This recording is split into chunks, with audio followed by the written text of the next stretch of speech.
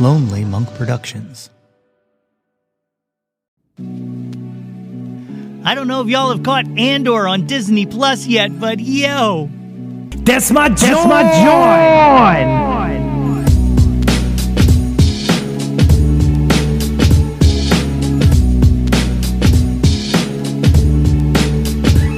Hey yo, displace the guilt. What's good, friends and family, neighbors near and far? Welcome to an all-new episode of the Yo, That's My Jawn podcast. The podcast, website, brand, movement, way of life dedicated to the embrace and championing of your passions. I am your host, Nate Runkle, a.k.a. Jawn Varvatos, a.k.a. Jawn Urso, a.k.a. the acting vice president of the Harriet Brindle fan club, a.k.a. Nate 3.0. Back at it again with yet another episode of the podcast. As always, I hope this podcast finds you all in good health and in good spirits.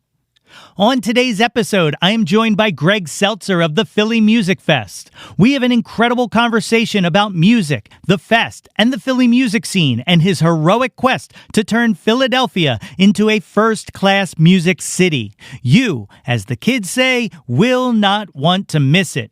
But first, what's new, my friends? I apologize for the extended break. You know, we took a little vacation in Cape Cod and hit up the Exponential Music Festival and, something else. There was something else that happened. Man, what was it? Oh, yeah, that's right. I got freaking engaged. Yes, at the Highland Lighthouse with an incredible sunset as our backdrop. I dropped to one knee and I asked Katie for her hand in marriage. And guys, spoiler alert, she has said yes. Yeah, so I guess we got to plan a wedding now. And yes, before you guys ask, of course it's going to be Star Wars themed. That was always in the cards. Oh, man, it was such an incredible moment. And I want to thank everybody who has reached out to us to wish us congrats. But, you know, more importantly, thank you to the love of my life for agreeing to take this next step in sharing our life together forever and for infinite. I love you to the That's No Moon and back, Crypto. But now it is time for me to get back to work. I have a lot of great guests lined up to share with you. And for you, the best way to stay on top of these updates and what's coming up is to jump on our mailing list. Visit www.yothat'smyjawn.com and sign on up to get all the news fit to read delivered directly to your mailbox. And of course, you can always find us on the socials at Yo, That's My Jawn. All right, enough of all that. After this quick break, my interview with Greg Seltzer.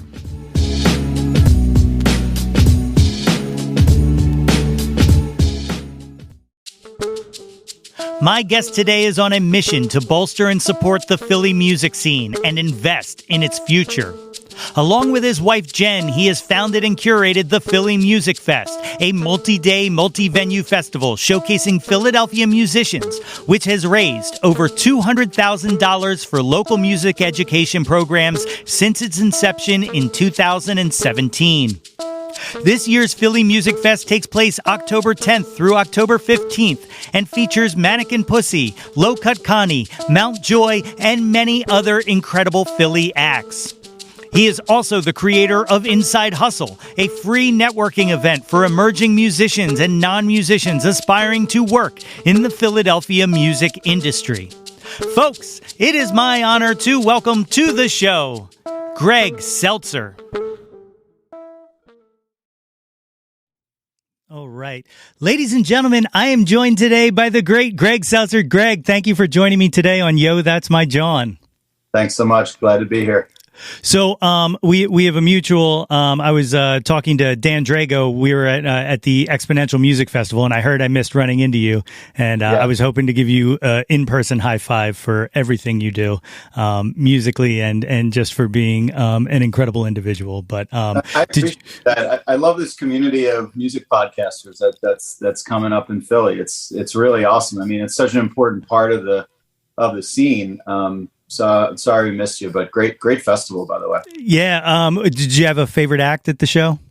I mean, I'm a real sucker for Jenny Lewis since for years and years, but I thought Houndmouth was great, and I thought really Bartees Strange, I thought crushed it. on the main stage. So yeah, those were probably my three highlights. Yeah, definitely. Bartiz, we had a small conversation, and there's a slight possibility he might be coming onto the show, and I'm really excited to pick that dude's brain too. Like, just an incredible performer.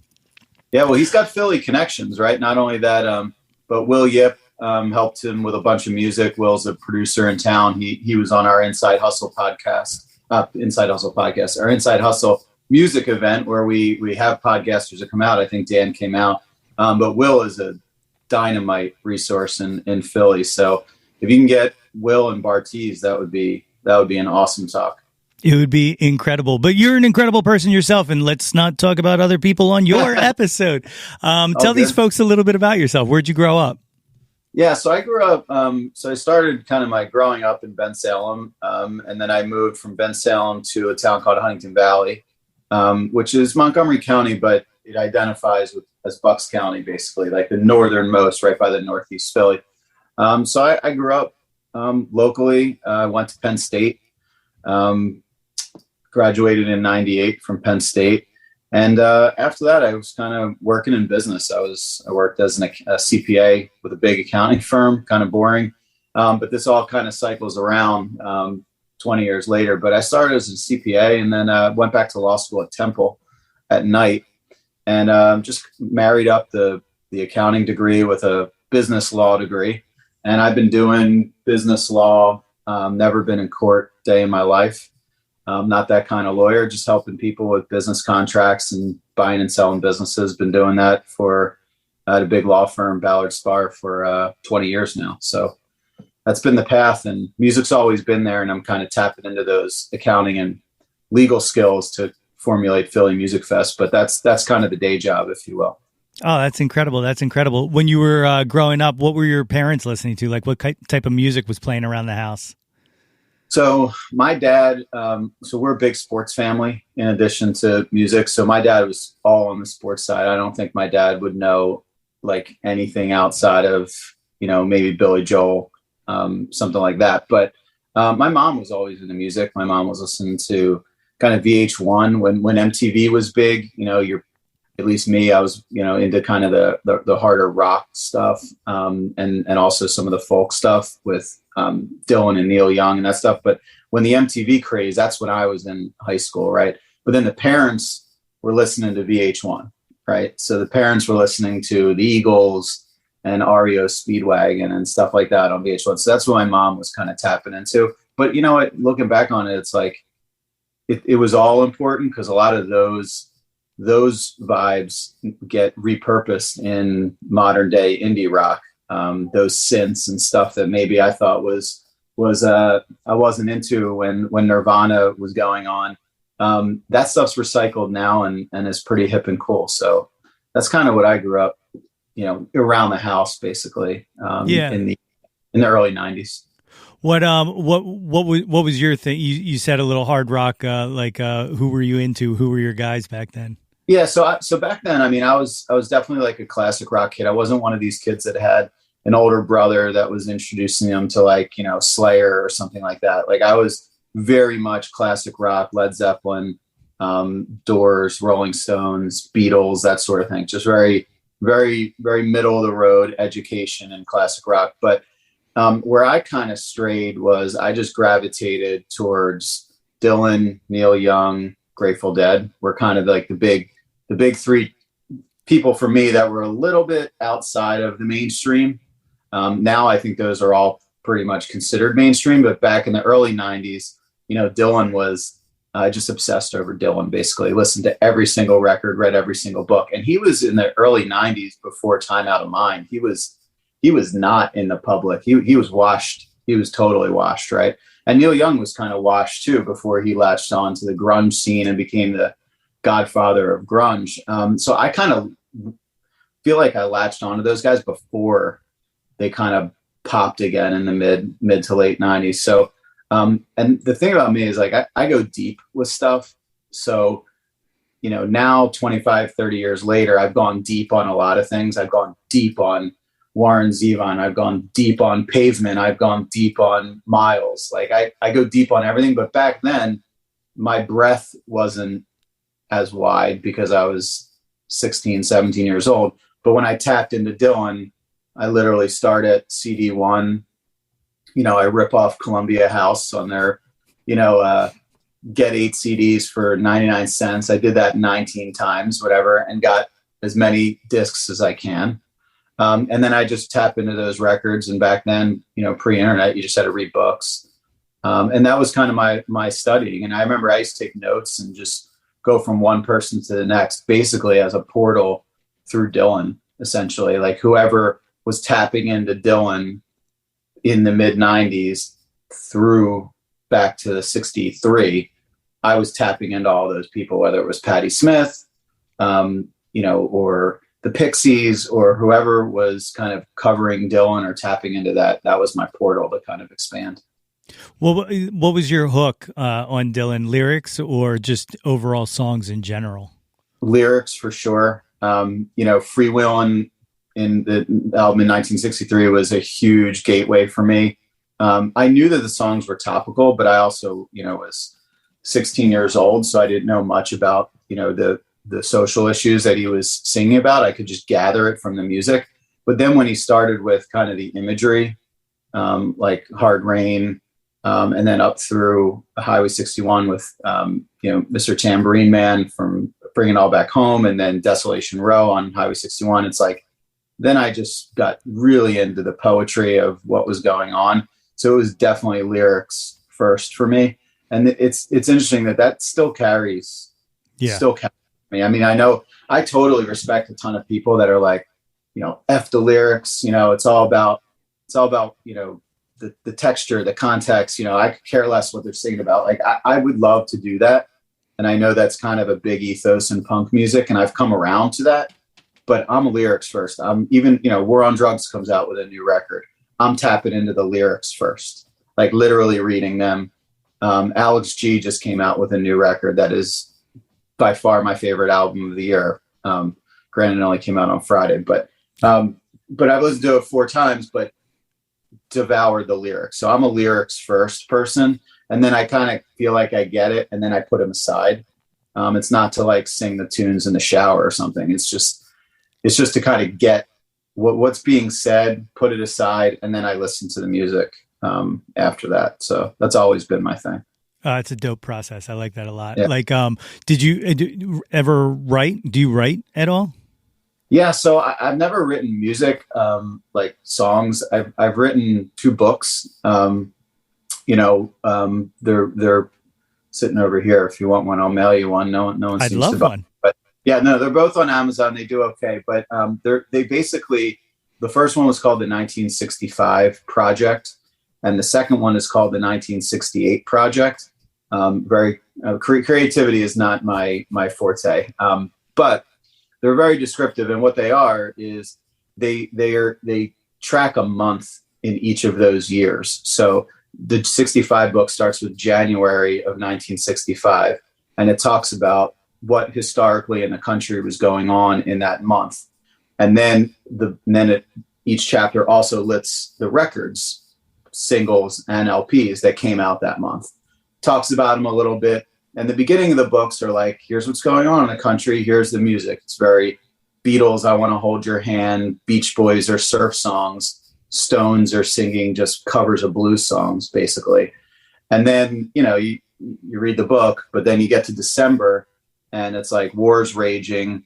There's racial instability.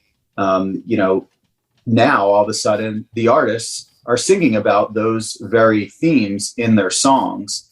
And the whole book kind of tracks how the historical events influenced the music that was being made in those months. And then when you take a step back and you look at it, you can see how the music started influencing the politicians and the kids and the things. So it's basically like the intersection of music and history in both 65 and 68. That's incredible. So, yeah. So I mean, that took me, that was pre-Philly Music Fest. So that took me, a good 5 years probably to write both of those books and edit them and get them on Amazon and stuff. And I really feel good about those books. People have asked me if I'm working on anything else like that. Like I'm I switch gears. I pick things up and put them down. But I would love to kind of do another project. I would probably flash forward though quite a bit. I mean, 65 and 68 are not redundant at all. The issues are similar, but the tone is way different. Like 68 is, I mean, 68 was just a disruptive year, and the music echoes that disruption. I would probably flash it all the way forward to like 2002. Oh, like, really? I would want to see like 9/11's impact on music. I probably would like to dive deep on Trump's impact on the music, because if you look at 2016, 17, there was a lot of like real good, angry punk and hip hop going on. But I don't think I could really like tap into I mean, there's just such horrific stuff there that Sure. I just don't want to like sink my teeth into the Trump presidency all that much. But if you really dial back and look at 2001 and 2002 after 9/11, super interesting, because some of the music went really solemn and dark and introspective, but then some of it, like LCD Sound System, for example, they were just like, screw this, we're just going to party. And if the world ends, it ends, but we're going to go out like making sick beats and hype electronic dance music. And if there's interviews with James Murphy where he's like, that's what we were doing. That was a direct reaction to 9/11. So we weren't moping around the streets. We wanted to like make some sick dance music. So that's something that's interesting to me, but it's a real labor of love. I would have to get some time on my hands to set aside to do something like that. It sounds dope. I really hope you find that time. You know, it's really weird that to me, when I think of 2001, I think of September 11th. The first album that completely comes to mind is two of them. Obviously, The Blueprint by Jay-Z, because it came out on 9/11. But to me, like, just sonically, I feel like Yankee Hotel Foxtrot by Wilco is a 9/11, like it to me, like it just kind of symbolizes, that's the word I'm looking for. It just kind of symbolizes that time period. And probably because I was so obsessed with that album that's all I was listening to. But yeah. Yeah. For me, that's one of the few records I have framed around my house somewhere for sure. Yankee Hotel. I get real nerdy about, and I don't know the answer to this, I should, but I get real nerdy about those projects because, like, let's say Yankee Hotel came out in October of 2001. I think the public's conscience identifies that record with post 9/11. But when I really dive into the music, and I need to see what that historical event's impact was on the creation of that music. So if Tweedy and crew made that record in February of 2001, then yes, it comes out in the fall and it impacts people. But, when he sings on Jesus, etc., like tall buildings shake, voices escape singing sad. It's like, I want to know, wait, was that before or after? I think it was a coincidence that I don't think he was actually writing about that. I think it was a coincidence that it came out later. Still very interesting, but like, I was more tapping in when I was doing that analysis in 68, like Sympathy for the Devil, Jagger, Richards are writing that song after seeing just horrific images on TV, race riots, uprisings all over the place, the Vietnam War, women's rights going really, really horribly. So they formulated all of that into their lyrics. And it came out at the end of the year. So I would really want to tap into like when the songs were created, not to go too deep on this, but the one record that always sticks out for me is Beck's Sea Change. Absolutely. I think that record came out in 2002. I don't know if it was beginning or mid-year, but for me, that I think emulates 9/11. Granted, it was 6-9 months after, but I feel like that impacted the creation of that record. And that's kind of, that really sticks in my memory from 9/11. But it's cool that you have the same thing about, for me, my first Pandemic record was Waxahachie, St. Cloud. That came out at the beginning of Pandemic, and I think I just listened to that for like a year. So I'll always think about the pandemic when I listen to that record in a good way, I think. Yeah. My pandemic record was Mondo Cosmo New Medicine, and it was because I've told this story endless times on this podcast. But guys, guess what? You're going to hear it again.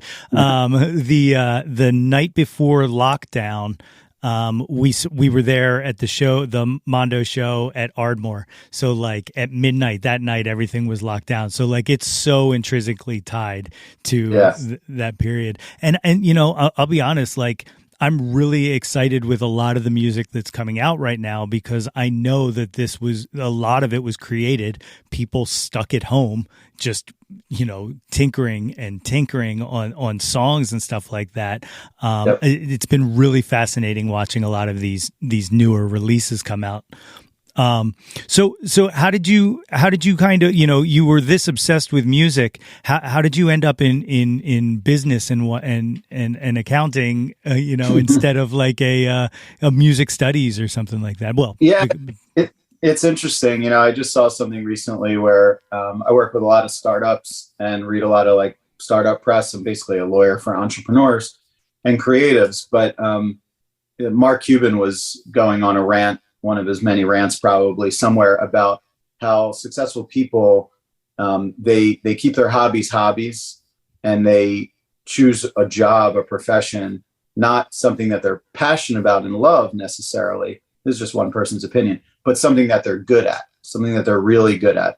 And it would be great if playing music or, you know, working with musicians was something that I was really good at, but I don't know that I am or I'm not, but I chose originally skills that I thought I was good at. And I was very, very good in math. So it led me to accounting. Math was by far my strongest subject. And then in college and after college, I just started reading. I never read anything in high school. I listened to music and I played ball and I did math work. You know, that's what I did. So I just started reading, and then it kind of led me to law school. You know, and people ask me, why'd you go to law school after, you know, try being an accountant, no offense to accountants, but if you're an accountant for a couple of years, most people try to find something else to do. So I knew I needed to get into business, and law was a portal to do that. And then after a while, just kind of combining, you know, starting at the law firm, I kind of really, really enjoyed helping businesses, helping startups, and kind of meshing the accounting with the law degree. And I got really, frankly, good at being a business lawyer, and I really liked being good at something. So music was always in the background, but I wasn't really going to be an entertainment lawyer in Philly. And I basically just had this kind of separation of church and state with my work, and doing well at a law firm and helping people and, you know, making some coin. That helped me, you know, go see shows and, you know, be able to kind of buy the records that I wanted to. So they seemed to coexist for a little while. But then flash forward to, I guess, probably about 10 years into my legal career. And I, you know, long story short, I got matched up with Jay Sweet. Jay Sweet is the executive producer of the Newport Folk Festival. Also does Pilgrimage and does a whole host of other things. He's incredibly talented producer, and he curates that whole festival. He basically brought Newport folk back from the depths of corporate, you know, it was the Dunkin' Donuts Newport Festival before Jay Sweet came in and took it over. So I got meshed up with him, and, you know, he basically said, like, you're in like the 1% of the 1% of the 1%. You understand music, you understand law, you understand finance. I need your help. So I started working with him on a bunch of different projects of his own when he was producing different things and negotiating his contracts with Newport Folk and things like that. And it really kind of opened my eyes to, you know what, I could actually use my skills to help people in the music industry. I never had, not for a second, did I have the thought of opening a venue or representing bands for a fee, and I just, my mind didn't go that way. I had my day job, and then this was like, oh, how can I use these day job skills to help musicians and the whole music ecosystem? So I kind of tapped into that. And it was right at the time that a lot of bands were breaking out in Philly. Dr. Dog, the Roots had already kind of busted out, but it was, War on Drugs, Kurt Vile, Waxahachie was breaking out, Strand of Oaks, bands like that. And I kind of just went through a couple years of trying to push these bands onto J to appear at Newport. Some of them did, Low Cut Connie, Strand of Oaks, Kurt Vile, Dr. Dog. They all miraculously appeared at Newport, Waxahachie. But I kind of said to myself, wow, we need to hone this scene a little bit more.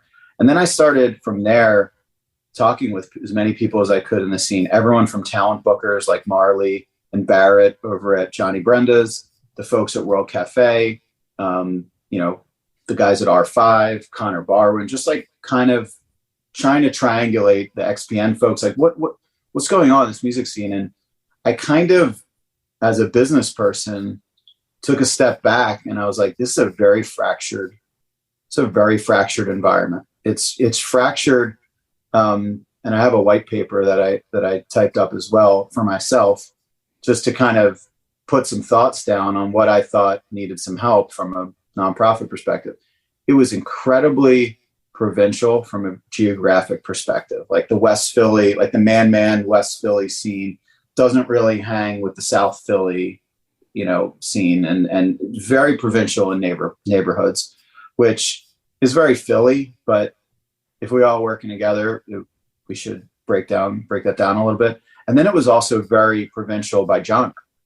The punk scene didn't hang out with the jazz scene, and they didn't hang out with the rock scene.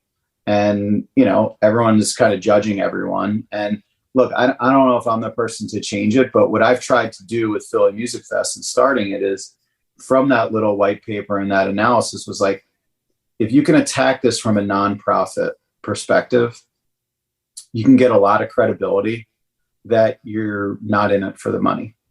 And it's really important in the music scene, I found, to really establish and, put your 990 out there for the world to see that we're not taking payroll. We don't even have a payroll. This is not a money-making operation. And once you establish that, you can then try to enact some good in the music ecosystem. So that's really the synthesis of what I saw, was identifying some problems, identifying that we can do this nonprofit and try to bring voices together, and get some credibility. And then from there, try to just break down geographic barriers, break down genre barriers. And then, I came up with kind of the 3 missions of the festival, and we were off and running. So it's a bit circuitous and long-winded, but that's kind of the best I can do to triangulate how Philly Music Fest came to be. It's incredible, and it's been successful in accomplishing that, because you guys started 2017, right? And like you can start to see those walls starting to come down. Like now, you see shows with people from different genres. Kind of is one of the things I really like about the Philly Music Fest. I like the tagline that our genre is Philly, because you've helped foster a community that is now supporting each other and kind of boosting each other, and everybody is in everybody else's corner. And not just you, but also I think the pandemic was a huge part of it too. Was like when we started to realize, when we started to see venues closing and we started to see people unable to kind of live, essentially. It's where my love of this area grew exponentially, no pun intended, was how the community rallied around each other and propped everybody up. But a huge part of that is you bringing, these kind of artists together on a stage. What was that first year like? What was the lineup kind of like there? Oh man. First year. So, Strand of Oaks, who's the sweetest human being, Tim Showalter, that I think I might ever have met in life generally, not just the music scene, but he is the only one probably that would have been like, yeah, I'll do it. Like he had been breaking out. He had Heal was a breakout record. Then Hard Love came out. So he could have played Union Transfer. There was no Fillmore at that point, but he could have easily played Union Transfer. But he was the perfect person to say, "Oh, this is what I'm trying to do." I had a little bit of credibility from Jay Sweet and some other people that I knew in the music scene, but not really leveraging that. Just saying, "This is what I'm trying to do. This is V1. This is a beta. I don't know if this is going to work, but I'll get you paid." We pay everyone really well. All musicians get paid really well, probably more than at other venues and shows. And he said, "I'm in." So then I just, from there, kind of booked out a lineup. One of my favorite Philly bands that's not around anymore headlined night one, which is Cayetana. So Cayetana headlined night number one. Strand of Oaks was night number two, and we filled it in with some whoever we could get, frankly, to get to play this kind of unknown thing. Ceramic Animal, it's a band that kind of has blown up and opened for the Black Keys. They were like, very early support. They played probably at like 6 p.m. or something like that. 16 Jackies were a band that played year one. They played at noon at World Cafe Live. There was not a lot of people there. So, I learned I tweaked the model a bit, but that first year was interesting. It was one venue. It was just at World Cafe Live. They were the venue that kind of took a shot on this. Deeply indebted to them for doing that and understanding the mission. But that first year was tough. I mean, I will tell you, just echoing kind of the vibe that Philly had in 2017. This is an example, and I don't mean to pick on someone, but they picked on us, so we're picking on them, right? I mean, so 2017, we come out with this idea. We're going to have this nonprofit. It's going to benefit music education. We're going to prop up artists. We're going to be cross genre. Basically the whole mission was baked from year one. And Philly Mag came out with an article that, notwithstanding that, I am a lawyer and can look like a lawyer in a suit and whatever, we had another picture for the music festival person of me, which is something that's a little dressed down. But Philly Mag comes out with this article that says something to the effect of, can a corporate lawyer really put on a music festival or something of that sort? And they didn't take the press photo. They took my picture from the law firm website. It's probably the last time I was ever wearing a suit and tie. And they put that on there. And it was just like a really negative kind of article before the festival even happened. Right. And I just think that, it's so indicative of Philly music scene 2017. And now, and I don't think this is a result of Philly Music Fest at all, but now the scene is aggregated a bit. Those barriers have been broken down a lot. And now when someone comes out with a new concept, the initial reaction is typically to rally around it with support. New venues pop up, Marley's opening this new Concourse Live. Like it's in the basement in the bowels of Suburban Station, right? It's typically something that most Philly people would be like, I'm definitely not going there, right? But now the vibe is actually that place is cool. Like the place is going to be really cool. Actually, I'll go check that out. I'll see who's playing there. Like it's just a more optimistic, positive scene. And I think Philly Music Fest was like right on the cusp of that, where, we had to really gain credibility from people.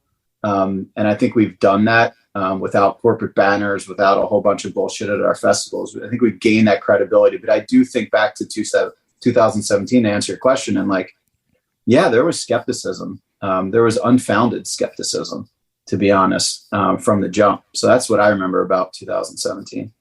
That's wild. Yeah. I mean, but even with that skepticism, you still raised 15,000 that first year out, right? And now you've grown to 75. You got a goal of 100 for this year. How are you feeling on that goal? You think we're going to hit that? I mean, we already have 4 of the shows sold out. So I have a pretty detailed spreadsheet model. And so long as we sell a little bit of merch and get these other shows sold, we should be very good on track to donate $100,000. So it's great. I mean, and year one was 15 grand, and that seemed like a lot. We gave 5 organizations $3,000 each. in 2017 and music education organizations.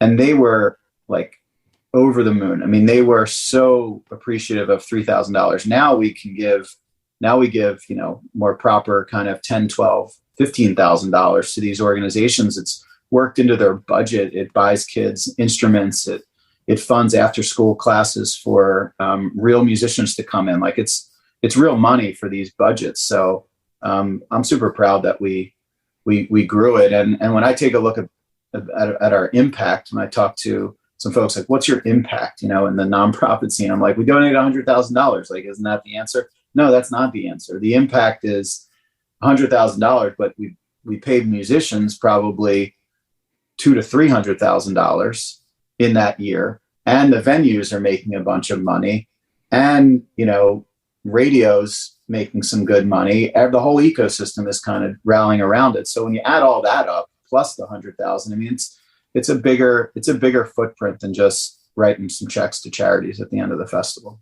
Yeah, 100%, man. And like the things you've accomplished and the mission you guys have set out on is absolutely incredible. The gutting of music programs is one of the saddest things to me in the world. Mostly because I know, especially in a city like Philadelphia, that a lot of kids don't have access to even learn that they're musically inclined, or even learn that they love music. Like it takes that kind of village, and to be able to give and fund and finance those kind of endeavors, it's so incredibly admirable. And I'm so glad that you guys have kind of championed that. Yeah, I appreciate that. And it's a super interesting point by you. I mean, music education has changed tremendously, right? It used to be, back when I was in high school, it's like, they had to have enough money to buy some saxophones, some flutes, and like a drum kit, and then there was a piano or whatever. But now with hip hop and, synthesized music, you need real equipment to help these kids. They don't want to like play the flute, right? They want to get in there and like make beats on a computer, synthesize them together, maybe put some bass riffs over it or something like that. Like it costs more money now to educate kids based on the type of music that they want to make. So these programs are super, super important to kids. And, it's not just playing music. It keeps them out of trouble, keeps them engaged. Maybe their brains are not, English, math, science. Maybe they're more creative.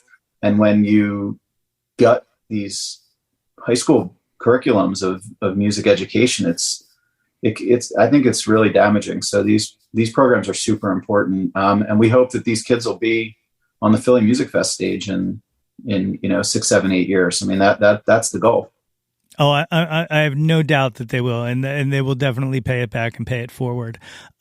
So, you've got an incredible lineup of artists this year: Mannequin Pussy, Mount Joy. How crazy has it been for you to watch Low Cut Connie just explode? Like Adam and the guy, like I cannot believe like what happened. I don't. I mean, I think if I had to really put my finger on it, it's talent and energy. He's really, really talented as a performer. He's probably one of the most talented performers I've ever seen, right? His live shows are incredible. The music he writes is great. It's blues rock, retro roots blues rock, but he sneaks in some ballads here and there. He's got a song, Look at What They Did, which is about like Atlantic City and, how capitalism kind of came in and took over Atlantic City and made it great for a second, and then it's kind of deteriorated again. He's really a talented songwriter and performer. But I also think his energy is just off the charts with the Tough Cookies, series that was covered by the New Yorker. And he just does everything 100%. And we've had around 120 bands at Philly Music Fest over 6 years. We've only repeated 4 or 5 bands. And most of those bands were the 16 Jackies and Ceramic Animal that we had when they were like little babies. And then they got great, they're ready to headline. So we brought them back as kind of a headliner basically. But we probably only repeated four or five, maybe Ivy Soul is a rapper that was very undercard support, and she came back and headlined a show. So, but Loka Kani is in that group. We had in year 2, Loka Kani was, smaller font on the poster, if you will. And now they're coming back as the overall World Cafe Live downstairs headliner. And I'm just super excited. Just a quick plug for that show. Going to be an unbelievable set. He's really going to bring it even more. Usually a festival set like this, I'd probably give him an hour and 20 minutes or an hour and a half. This is a full 2 hour. This is a full 120-minute set. And that's because there are some really, really compelling guests that are going to come out and sing some classic Philly songs with him. There's probably 4 or 5 guests that are coming out all throughout his set. So it's going to be super, super cool and super interesting. That's amazing. Yeah. I'm really hoping to be able to make it to that show. I'm in awe of the growth. And like you mentioned, Tough Cookies. Like I feel like it was the perfect way to showcase his talent on a way that met people in their homes. So like it wasn't like going to a festival or going to see them open for somebody or something like that. Like, you welcomed them into your home, and then they solidly entertained you week in and week out. And it was just it was a really beautiful thing, like a really special thing. It was. And I thought it was so interesting for him because he's got this persona that when you go to a show and you leave, maybe you're driving home after the show and you're like, you think he's really like that? You think he's really like that?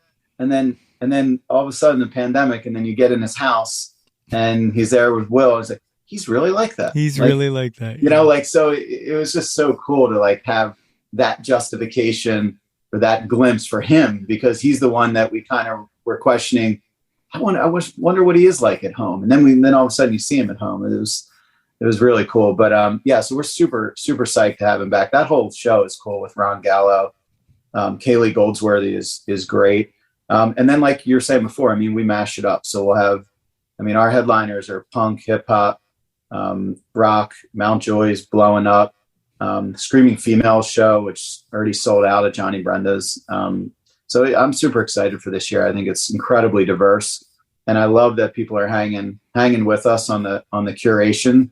Because we have jazz opening that show, that Loka Kani show. We have Perpetual Motion, which is an amazing jazz outfit that's just stacked with Ron Gallo, which is kind of indie rock, and low cut. So it's just all mashed up, and I think people are getting it. People are getting it now. So it's cool. It's like the one year we had Sun Ra opening for Man.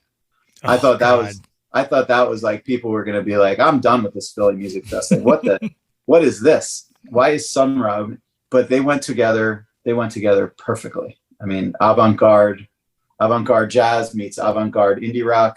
And it was a match made in heaven, and people got it. So I love that about it.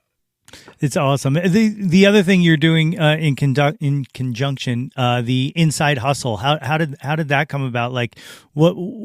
I guess kind of just walk me through as quick as you can. Like, yeah. So do you play an instrument? I do. I play guitar. Okay, so I kind of play guitar, but not really.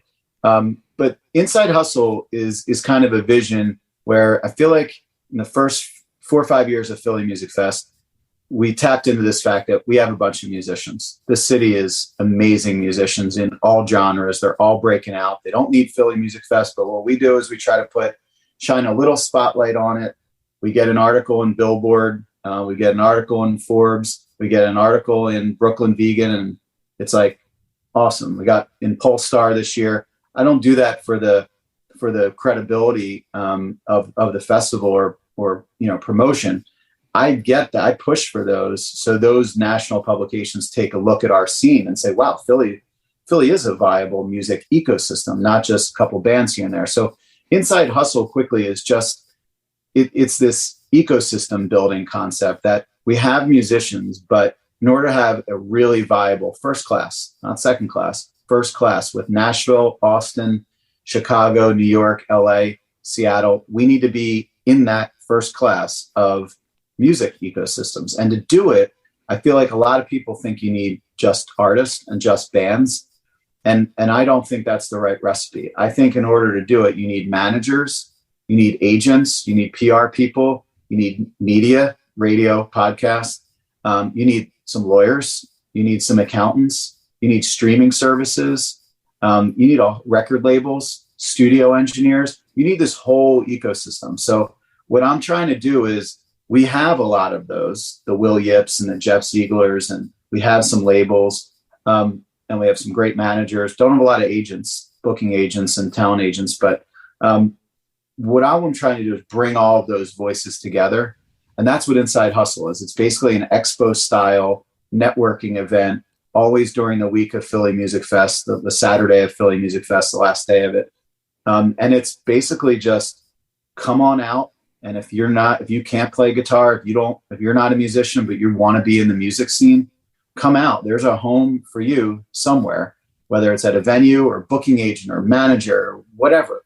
Let's see what your skills are. Come talk to people, get in there and be an engineer and learn it. Right. So that's what Inside Hustle is. It's trying to like build the ecosystem outside of the musicians, but everything is always to support the musicians.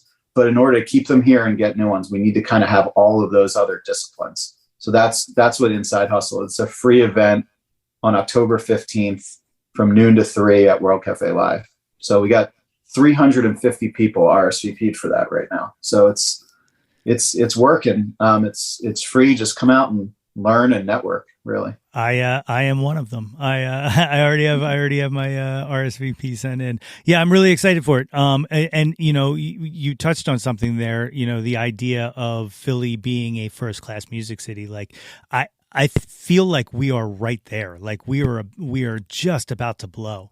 And these kind of things are so necessary, especially so that people don't get, you know, manipulated and lost in the shuffle when it does blow, because, you know, that's when the vultures come.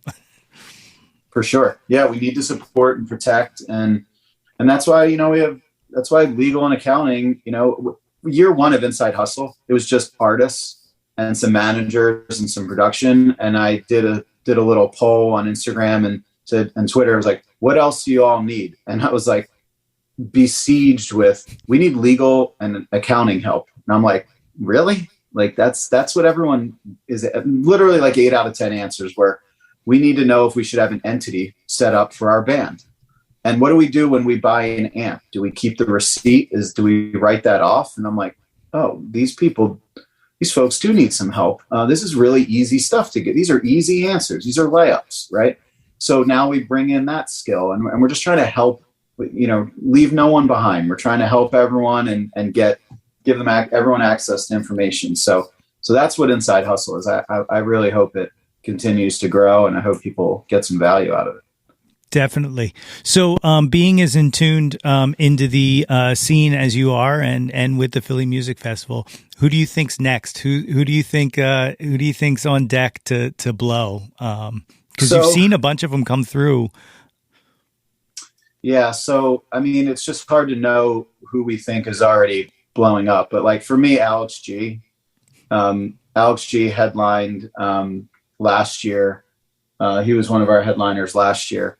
And I've been a huge fan for a long time. He just had a record come out, as I said at the top of the pod. I think it's incredible. I think he's someone that's going to go from playing Union Transfer to the Met in no time. I think he's poised to kind of break out nationally and be playing bigger venues, headlining festivals next summer. So if we don't consider Alex to have already broken out, I would definitely say he's on kind of that Kurt Vile, Dr. Dog, War on Drugs path. He's kind of going to be the next person. I think he's 29. Yeah, I mean, that's probably who I would go to right now. That's just front of mind. Yeah, sure. definitely. I love it. What I've heard from the album, I haven't heard the whole thing yet, but I've heard 3 or 4 tracks off of it. It's absolutely phenomenal. Like I'm really, really stoked to see what he's got in store for the kind of the rest of his career, because he definitely has a voice that I love to hear and I love to see. And I love that he tries to push you away. I think I've never talked to him about, but I feel like when you listen to his track, and he'll put out a single, I think he put out a song called Blessing, which is probably the hardest track to listen to on the record. A lot of auto-tune, a lot of voice manipulation. And I almost think it's meant to kind of push the casual person away.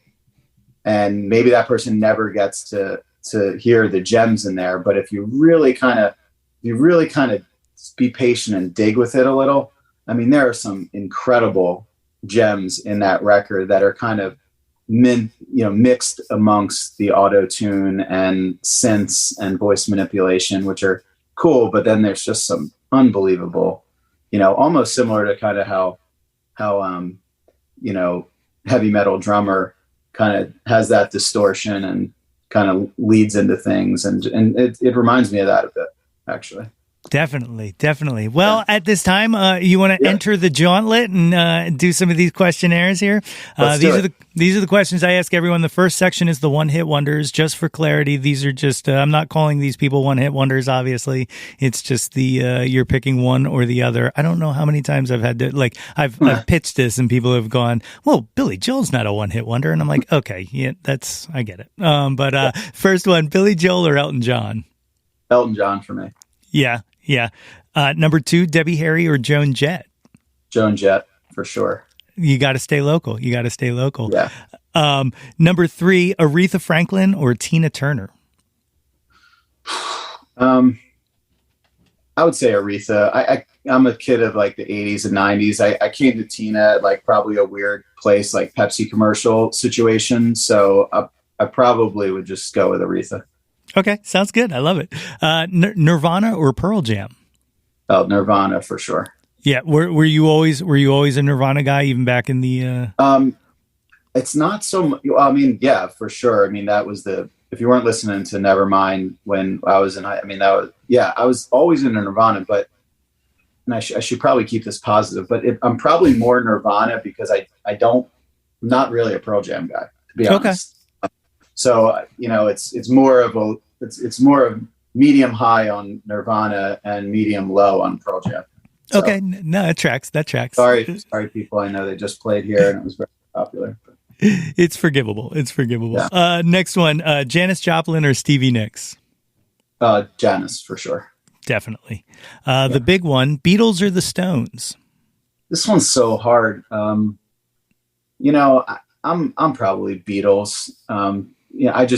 It was so foundational in my growing up, and both of those bands feature very, very prominently in those 2 books I was mentioning earlier. So I've done deep research on both of them. I just think the Beatles were incredibly creative. Those riffs are incredible. And I'm a huge George Harrison solo career fan. So I probably would just lean ever so slightly Beatles, but Stones are a top 5 band for me. So this is mincing at the top. Yeah, sure. Well, being into that time period as much as you are, I'm going to ask you one of the questions. I've only asked 2 or 3 guests on this. Wild horses. There's the conspiracy, and we'll see where you lay your hat. Do you think Graham Parsons wrote Wild Horses? I think he wrote parts of it. I really do. I mean, he was very in and around Keith at the time, more so than Mick, which I think cuts in favor of him probably not writing the whole song and, that whole conspiracy. But and when I've gotten into how the Stone songs come about, they very much come about through Keith writing a melody or a riff, giving it to Mick, and he generally writes lyrics to the song. So I kind of feel like in my vision of what happened, I know there's probably 10 different stories, but my vision of it, which is just probably number 11, is Keith wrote the chords Probably Graham Parsons was in and around, probably uttered some lines or lyrics, and then it got turned over to Mick, and he made it what it is. So that's just one person's analysis. I respect it. My answer to whenever anybody asks what they think the best cover song of all time is, I always say it's the Flying Burrito Brothers version of Wild Horses or the Rolling Stones version of Wild Horses, depending on who you. Okay, so that's where you. By the way, he prominently featured on one of my intro to country music was "Sweetheart of the Radio," the Byrds record, which I write about a lot in that book too. Graham Parsons was basically in the Byrds for that one record only. But he was just a magician. So if you're gonna lay your hat with Graham, I'm not gonna fight you on that. Awesome.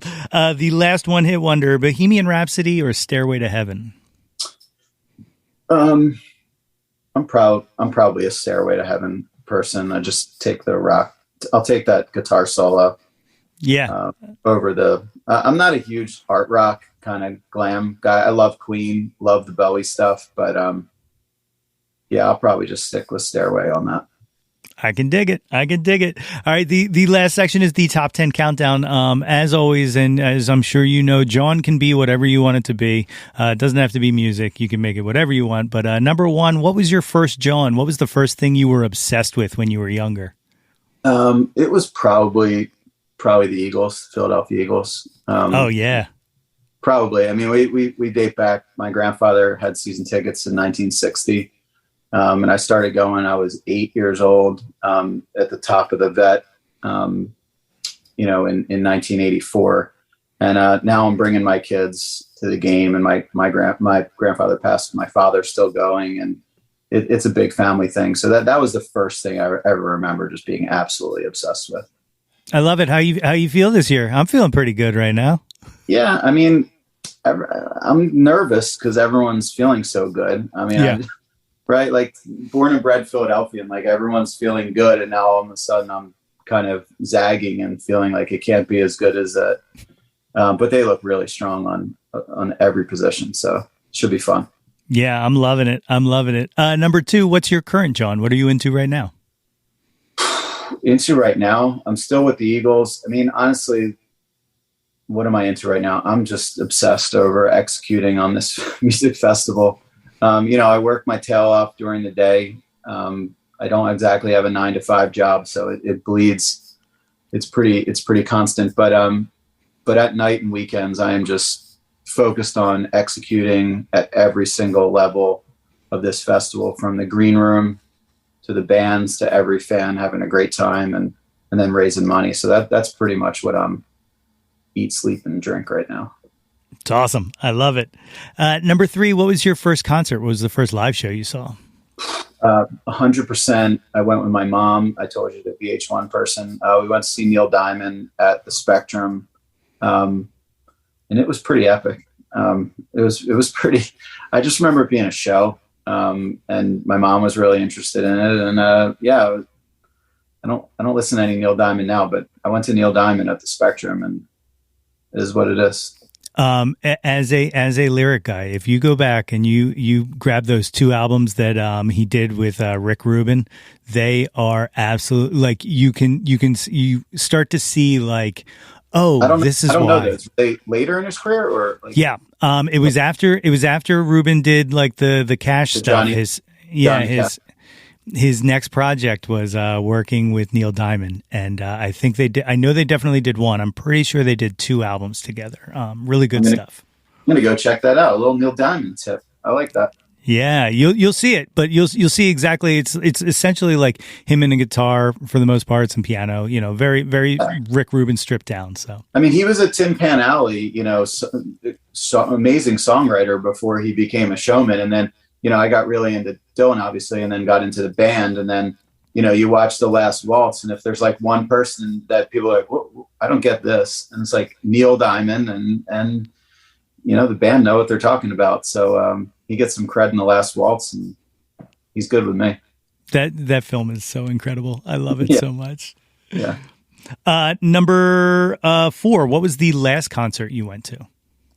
I went to Mount Joy a couple weeks ago at the Man.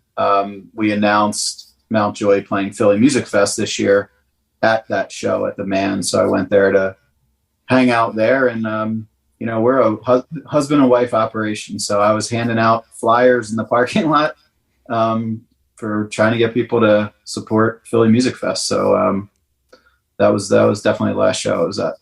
That's awesome. Do you have this? This is. Oh, you know what? I got to correct that answer because I was at Exponential. So. Oh, right.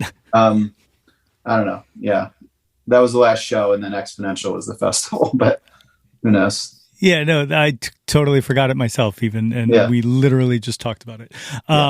Do you have a favorite venue in the area? This is kind of a side question here, but. I have in the area, I love Johnny Brenda's and I love Union Transfer. I think they're both really, really solid venues. Just in general, some of my favorite venues are the Ryman Auditorium in Nashville. I go down there as much as I can. I love big shows at MSG. MSG is a great place to see a show if you're going to see a show at a big venue. But yeah, locally, Johnny Brenda's, you can't beat it. And I think UT always sounds great to me. Excellent. Number 5, what was your favorite concert? Best live show you ever saw?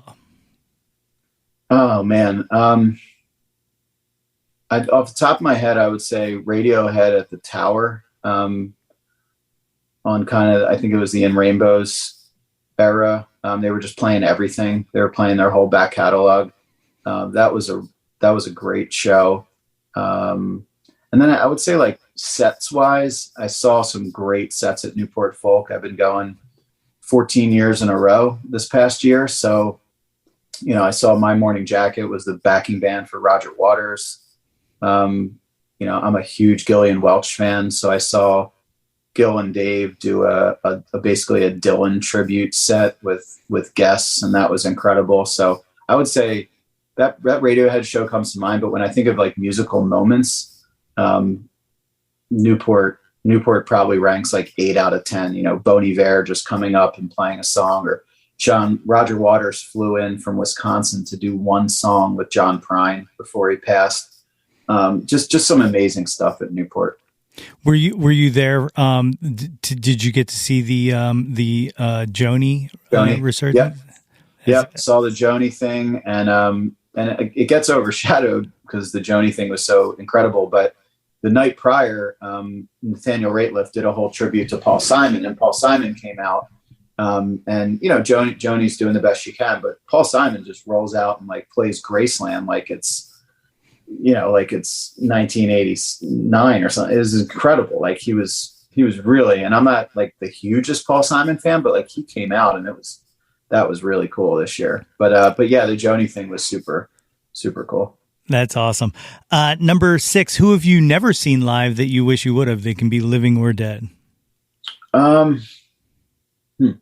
I would say, of course, I'm not going to give you a straight answer, but I've seen the Grateful Dead many times. But if I think about the Grateful Dead, if I could have seen the Grateful Dead in 1969/1970, I wouldn't go all the way back, but that era of Grateful Dead, to me, it just bolts off the page. It just sounds incredible. If I could see any band, I would probably see that band, which I saw at the very tail end, and it was a little bit sad. I would see them in that band in that particular era. I like it. Yeah. For me, like any live recording when they were making music with Donna and Keith, like that's just, that's it. Yeah, that is so good. I mean, and there's so many eras of that band, but I would probably drill down. I'd probably drill down on that. A second would be maybe Rolling Thunder review. If I could see that Dylan Rolling Thunder review, and I probably would sell everything to go just see one show with the face painted white and the straw hat. That would be it for me. I love it. Number 7, name an unappreciated Jawn, something you wish had more shine to it. That's a really good question. An unappreciated Jawn. So it's not just music. I'm going to stick with music though. A deep cut for me is Magnolia Electric Company and Jason Molina. He passed away, tough story. But I mean, for people that are listening that are into kind of the Dylan, the Neil, the Dead sort of thing, Magnolia Electric Company, it's basically Jason Molina. Go check him out. He's one of my favorites. Oh, it sounds incredible. I'm going to have to check that out after we finish this. Number 8, favorite album. Favorite album. It's going to have to be Dylan. It's really hard to pick them, but Freewheelin' is probably not his best album, and it's not the album I go back to most, but it was just so incredibly meaningful to me in, late 90s. It just got me through a lot of stuff, and I know it like the back of my hand, and I just it's just like Serenity for me. If I had to grab one record, I'd probably just grab that one, acknowledging, footnoting, not the best record. It's just one that I would like to have on me at all times. I hear you. My Dylan go-to is hyper specific, but it's the New York session recordings of Blood on the Tracks. Okay. are just and I know that's like such a hipster type answer to just say, well, not the actual version, but but those recordings, they sonically just kind of soothe me. Like I love that album. Like I've never interacted with the War on Drugs and Adam, but they're doing a Dylan cover on their tour this year. They're doing a cover of Dylan's "Born in Time," which is a track off of "Oh Mercy," which was like a Lanois album he did with Lanois in '89, which is a really good album. But they're such nerds like me with Dylan that there was an alternate version, to your point, of Born in Time that came out on a bootleg series that was an outtake of the Oh Mercy sessions. And We're on Drugs covers the outtake version, like very clearly covers the outtake version and not the album version, which I just think it's so deep track nerdy and hipster that I love that. I respect the hell out of that. Like that's exactly right in my wheelhouse. Yeah. I think I know the answer to this one, but number 8, name an artist whose output you'll consume anything they release.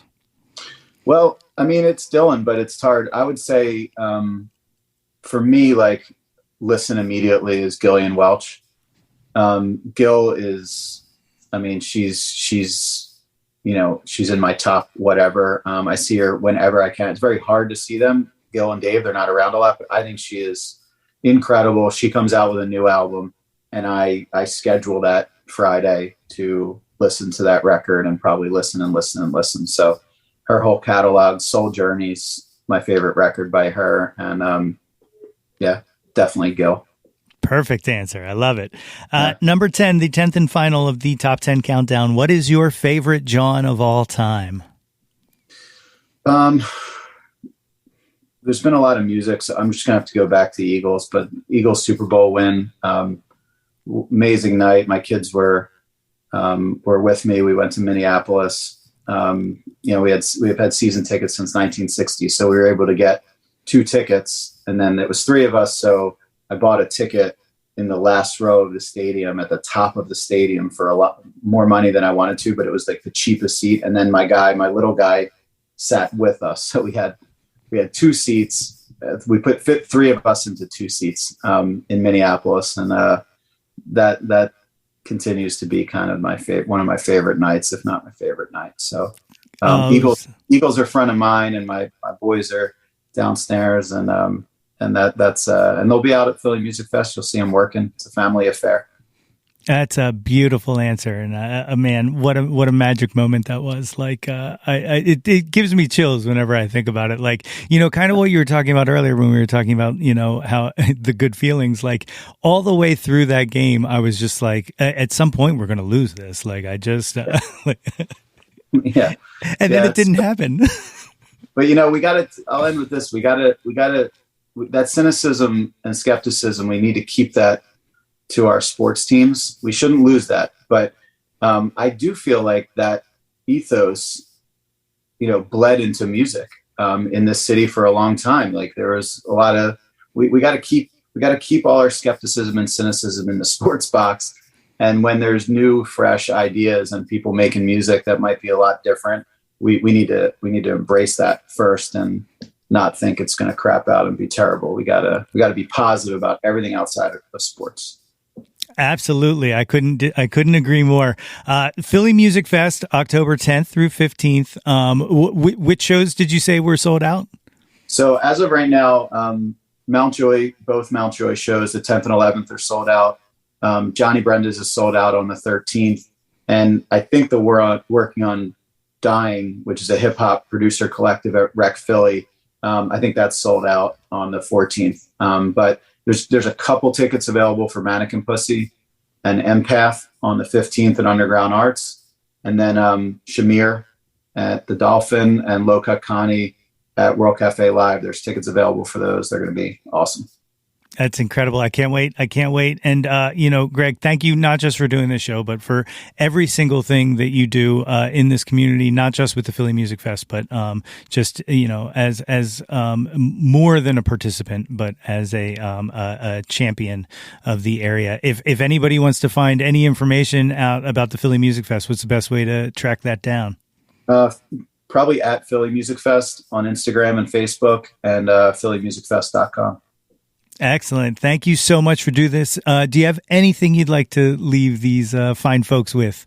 Just that I appreciate you. I appreciate everything that you do. You're a pro. And if anyone's listening out there that wants to get into the music scene and do what you do, or even tap into what I'm doing, come out to Inside Hustle and, find a path for yourself. We need everyone kind of helping out. So that would be my message to the listeners, that there's a home for everyone here. Side hustle or full-time gig, and come on out and let's say hello. My thanks again to Greg for joining me on the show today.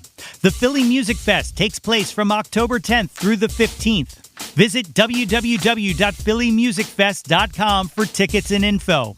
Tickets are still available for select shows but are going fast, so make sure you get on it. Follow the Philly Music Fest on Instagram at Philly Music Fest and on Twitter at PHL Music Fest.